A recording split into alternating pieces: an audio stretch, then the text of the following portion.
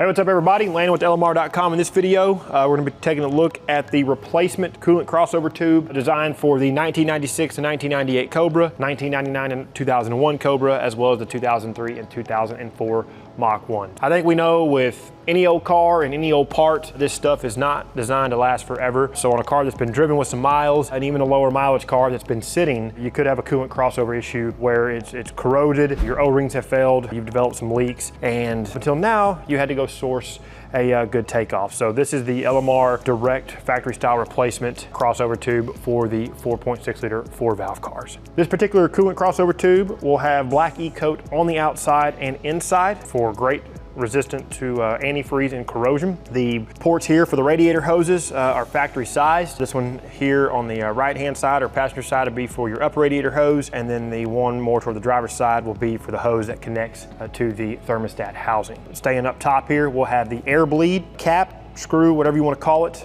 This accepts a 1/4 inch drive extension that you would use with a 1/4 inch ratchet to loosen and tighten. The joint here in the center swivels and has a telescoping function. This is so that you can properly align the two sections here on the tube with the cylinder head. That way when you go to install it, you can get these perfectly centered so you don't run the risk of damaging or nicking the pre-installed O-ring. These two ports are correctly sized that do go into that cylinder head, and then pre-installed again are Viton O-rings. On either side of the coolant crossover tube will be 3/8 NPT bosses or bungs, however you want to refer to them as, and this is where you will transfer your temperature senders. I believe there are 2 on a 96 and 98 Cobra, and there is 1 on a 9901 Cobra in 2003-2004 Mach 1, and that is on the driver's side bung. Passenger side, you will use the provided brass 3/8 NPT plug. The coolant crossover tubes are the same, with the only difference being the standoffs and how they get attached to the engine. 96 to 98, they're a little further back. 9901 Cobra and 2003-2004 Mach 1, they're a little further forward. No, it will not work with the 2003-2004 Cobra. Those setups were different. We're gonna be putting one of these on the Azure Blue 2004 Mach 1. So the steps you're going to see in the video will pretty much be verbatim for 9901 Cobra. 96 to 98 Cobra, the crossover steps are the exact same. It's just getting access to the crossover tube. You'll have to free up a little bit more of the congestion. Those cars still had coil packs and plug wires, so some of that's gonna have to be resituated to get a clear path to your crossover tube. So I think that covers pretty much kind of everything I think you need to know. So we'll jump over here to this 2004 Mach 1 and get to wrenching. We've got to get a shaker out of the way before we can address our coolant crossover tube. Go ahead and dislodge that.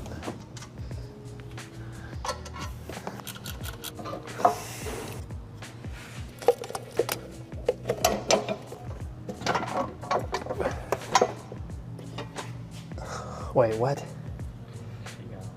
No, I didn't have to do any of that. Yeah, the grommets. The grommets, you just pull up. I didn't pull hard enough. See? But we still got to pull that anyway to give us room. So yeah, that did have to come off, but didn't for the shaker. We're gonna vent cooling system. We'll go up and we'll let a little coolant out. On this car, looks like we have a messed up drain plug. We're not gonna hassle with that because if I break that off, it could very well be that we're putting a radiator in the car. We're not gonna address that today. It's definitely something that we can come back to. So the alternative is going to be draining a little bit of coolant from the lower hose that connects to the bottom of the crossover tube to the thermostat housing. Roll this clamp back, gently work this hose off of the housing, have a bucket, pan, whatever, ready to catch the coolant, and drain enough out of this to where it pretty much starts to slow down. Reattach the hose and then reposition your hose clamp. All right, so now we're gonna mop up any of our coolant splatter. Good brake clean, and then we're gonna reposition our hose. As we'll go back to the top of the car. And if you're wondering, if I was to estimate maybe 1.5 gallons of coolant, right at a gallon, give or take. And we want to try to get this back in the existing mark. Just gonna set the cap back on the degas reservoir just so we don't get any crud down in there. And then now we can start addressing our coolant crossover. So with it bolted up, this is when we want to move our hose clamps, get these off of there, and then we can loosen this hardware and get it out of the cylinder head. But I'll tell you what, before we do any of that, let's flush these areas where the crossover tube enters the head. We want that clean. gently rotate and make sure we don't have any coolant come out. If we do, put it back on. But she should be fairly dry.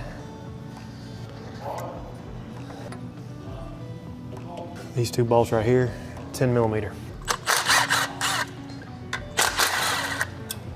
There's a coolant temp sensor. Just disconnect it. One on a Mach 1 and 9901 Cobra. I believe two on a 9698. Okay, that one's out. So what I did is I used this stud underneath the middle of the crossover tube. Gave it a little leverage here with the palm of my hand. Lifted it out of the engine block. Or cylinder head, excuse me. 9698. Card may be a tad different, but you can see which method we're using to do this. May have to change our angle of attack even on this side. If you're worried about damaging something, use a towel. All right, we got it. Okay, so we're going to remove the sensor. We're going to transfer the one in this car. If you want a new one, purchase a new one at the same time as your crossover tube. But we'll want to clean off all that old sealer and get some new sealer on. Be a high temp with PTFE is what we want to use.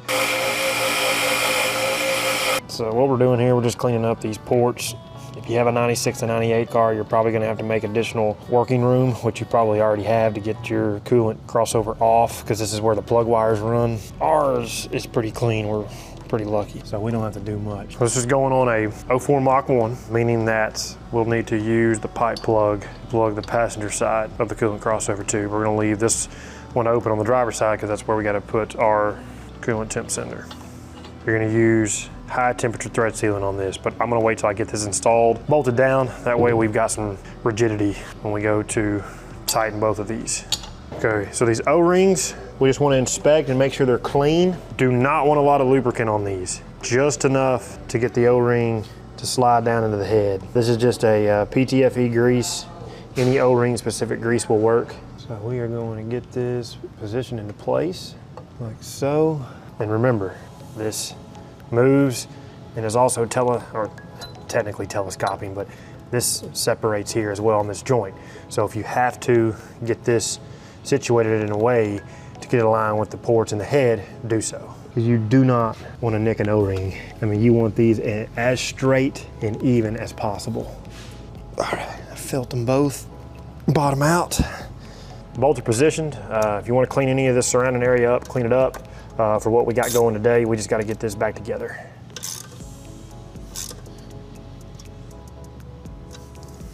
So here's our plug, 5/16 Allen key, socket head cap, whatever. This is our high temp thread sealant. Want to get all of the bottom threads covered, those first couple, because it's going to work it up. So pipe plugs, you want to go till they start to get snug. There we go. So the same thing with your temperature sensor. We used a wrench to get it out, but due to the profile of the electrical connector, we can actually use 3/4 socket. So we'll use that to hold it while we apply our high temp thread sealant. Same rules apply as that plug. Just want to go till it gets snug and then a little ways past that. Go ahead and reconnect. Now we'll reconnect our hoses. Okay, and then we'll reposition those hose clamps. Oh dang, we gotta unhook this one. I forgot. I think the trick is a flathead screwdriver. All right, now we can get this properly situated. Okay, so now it's time to refill the cooling system. We've actually moved it outside to explain this method, but here at the shop, we have the luxury of owning a vacuum bleeder. That's what we used to get coolant back into this system. The 4-valve cars are tricky to bleed. If you want to invest in a vacuum bleeder, go ahead. If you don't want to do that, and I feel like a lot of you are going to end up going this route, you're going to remove the air bleed from the coolant crossover pipe. And you're going to insert a funnel that has the appropriate size neck to go down into the crossover tube. Your cap is going to be on the reservoir, and you're going to add coolant here until everything gets filled back up. This is the highest point in the system, so of course air is going to bubble up to the top. These cars do take a little bit of time to get to operating temp, but with it sitting in your driveway, well-ventilated area, whatever, you can start the car, let it get to operating temp, allow that thermostat to open, move coolant through the system. You can add your remaining coolant, turn it off, reinstall your cap for your air bleed, let it cool down, and then see how much more you need to add to the system. A good little note here for this air bleed. If you want to put a little bit of anti-seize on this, you can. That'll help prevent some corrosion as time goes on in this new coolant crossover tube's service life. Make sure you tighten that back with your 1/4 inch extension. You don't have to crank down on it, just snug it up. So at this point, we'd want to take it out for a drive, monitor our areas of concerns to leak, which would be at the O-ring on each side of the cylinder head on the crossover tube, and of course at the temp sender and the plug, speaking on behalf of this particular car. Like I said, 96, 98 cars, I believe you have a sensor here and a sensor on that other side. No leaks. Sweet, good to go. All right, everybody, that's a wrap on the coolant crossover tube. Don't forget to reinstall your shaker. If you have a Mach 1, we left ours off so you can see the nice new hotness here with the LMR coolant crossover tube. Pretty straightforward. It's really wasn't too painstaking at all. You're gonna spend more time getting coolant back in the dang thing than you are putting the coolant crossover tube on the car. So hope you all appreciated this one. Hope you appreciate our commitment to the cars. Finally have a replacement coolant crossover tube for those 96, 98 Cobras, 9901 Cobra, and of course 2003, 2004 Mach 1. If you find value in what we're doing, please consider liking the video, subscribe to the channel, turn on notifications, and then till we see you in the next one, for all things SN95 and New Edge, keep it right here with the Real Enthusiast, LMR.com.